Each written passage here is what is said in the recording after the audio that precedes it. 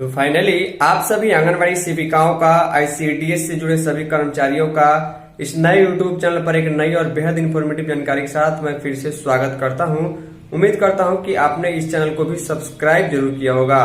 कल के वीडियो में मैंने आप सभी को इस चैनल पर जानकारी दी थी कि पोषण ट्रैकर ऐप के 25.1.9 वर्जन के अब नए अपडेट में जो है डिपार्टमेंट ने आंगनबाड़ी सेविकाओं को ये ऑप्शन दे दिया है कि वैसे लाभार्थी जिनका आधार नंबर अवेलेबल नहीं है या फिर आधार नंबर से जुड़ा मोबाइल नंबर अवेलेबल नहीं है या फिर आधार से लाभार्थी को जोड़ने में कोई भी समस्या आ रही है तो उनके लिए वैसा ऑप्शन दे दिया गया है जिसमें बिना आधार के भी लाभार्थी को ऐड किया जा सकता है और इसका वेरिफिकेशन सुपरवाइजर द्वारा किया जाएगा। कल जो मैंने वीडियो लगभग 10-12 मिनट का बनाया हुआ था उसमें लगभग 30,000 से अधिक सेविकाएं उसको देख चुकी हैं।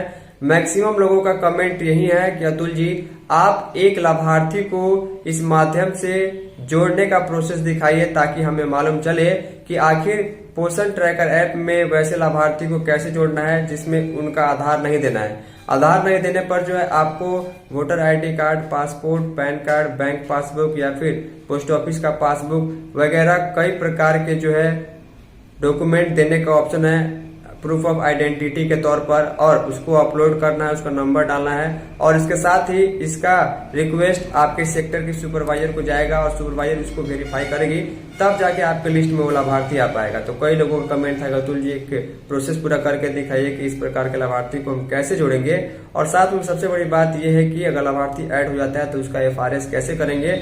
इन सारी चीजों को हम स्टेप बाय स्टेप इस वीडियो में दिखाएंगे।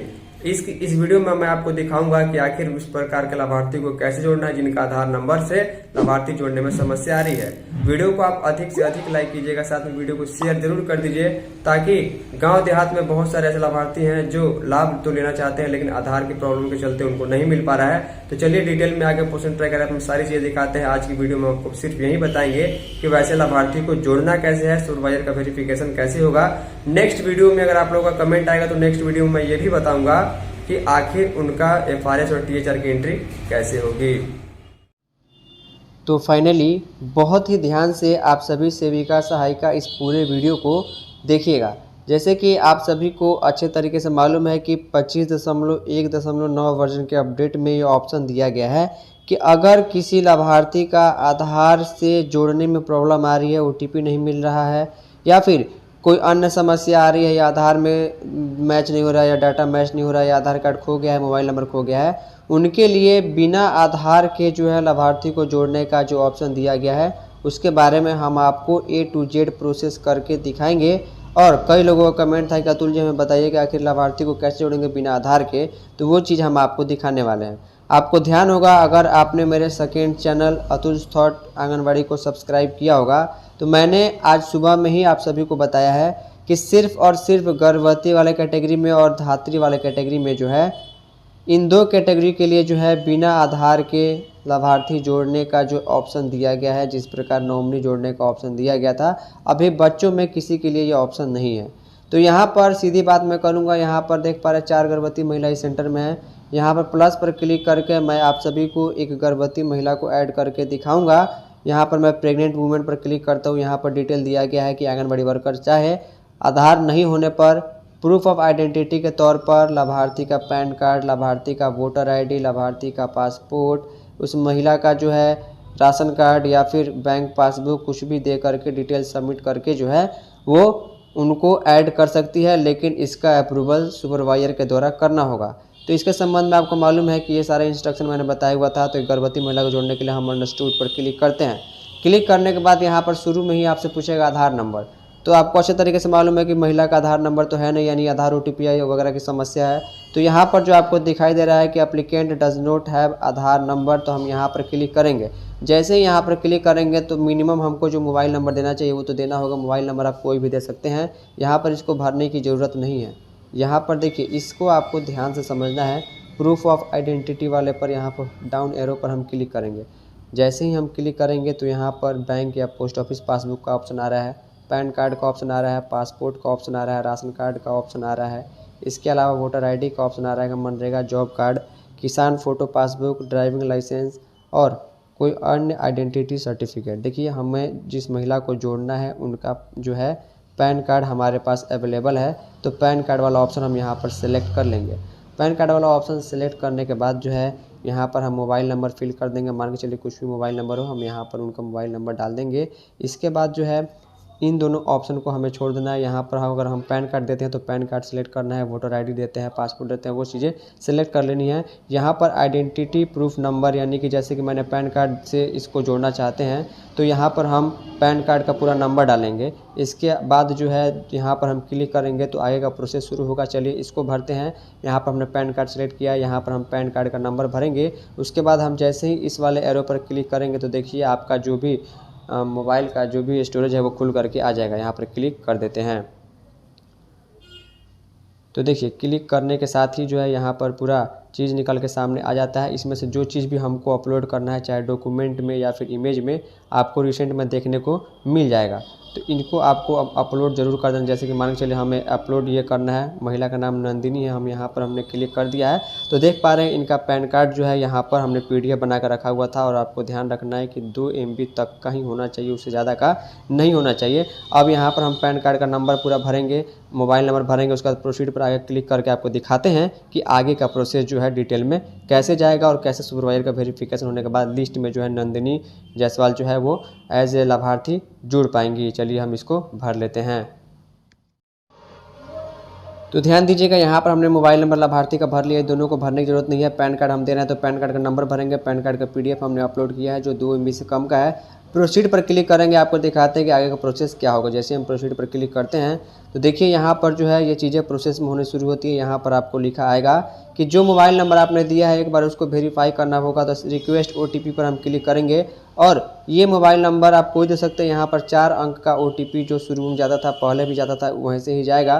तो चलिए रिक्वेस्ट OTP पर क्लिक करते हैं और OTP भर के आपको दिखाते हैं। तो ध्यान दीजिएगा हमने OTP फिल कर लिया है। अब वेरीफाई पर जैसे ही हम क्लिक करेंगे तो देखिए यहाँ पर जो है चीज़ें आगे बढ़ जाती हैं। अब देखिए हमने पैन कार्ड से इनको जोड़ने के लिए रिक्वेस्ट सबमिट किया है, पैन कार्ड का नंबर दिया है, पैन कार्ड का PDF दिया है, मोबाइल नंबर दिया है, वो सारी चीज़ें आपको यहाँ पर दिखाई देंगी। अब यहाँ पर जो है इस प्रेग्नेंट वुमेन को जिसको हम जोड़ रहे हैं उसका नाम आपको खुद से भरना होगा। इसके अलावा नीचे आने पर आपको अपने हिंदी, इंग्लिश, उर्दू जिस हिसाब से आप देखना चाहते हैं उसका नाम भरना होगा। हस्बैंड का नाम भरना होगा, कैटेगरी भरना होगा, होम भरना होगा। इसके अलावा गर्भवती महिला का LMP डेट भरना होगा और रेसिडेंस टाइप टेम्पररी है या कैसा है वो आपको भरना होगा। जैसे आपको भरनी होंगी। और यहाँ पर जो है LMP डेट, फर्स्ट प्रेगनेंसी है या नहीं है, मिसकैरेज हुआ था या नहीं हुआ था, ANC डेट, ये सारी चीज़ें भरने के बाद जो है आप सबमिट पर क्लिक कीजिएगा तो प्रोसेस आगे बढ़ेगा। चलिए इन सारी चीज़ों को हम भरते हैं, उसके बाद आगे आपसे मिलते हैं। तो ध्यान दीजिएगा सारी चीज़ें हमने भर लिया। अब हम सबमिट पर क्लिक करेंगे। जैसे ही हम सबमिट पर क्लिक करेंगे देखिए ऐसा लिखा हुआ आ जाएगा कि beneficiary registration request submitted successfully. यहाँ पर नाम देख पा रहे हैं नंदिनी जायसवाल। हम डन पर क्लिक करेंगे। उसके पहले आप लोगों को कुछ चीज़ें मैं समझा देता हूँ। लिखा आएगा profile will appear in the beneficiary list shortly after the approval from supervisor. यानी कि ये जो है हमने रिक्वेस्ट सेंड किया है लाभार्थी को, प्रेग्नेंट वुमेन को, नंदिनी जायसवाल जिनका नाम है उनको जोड़ने के लिए। अब ध्यान दीजिएगा ये तभी जुटेगा, ये तभी लिस्ट में जो है जुटेगा जब यहाँ पर सुपरवाइजर इसका पैन कार्ड देखेंगी और वो अपने स्तर से इसको अप्रूवल देंगी। अप्रूवल होने के बाद ही ये आ पाएगा।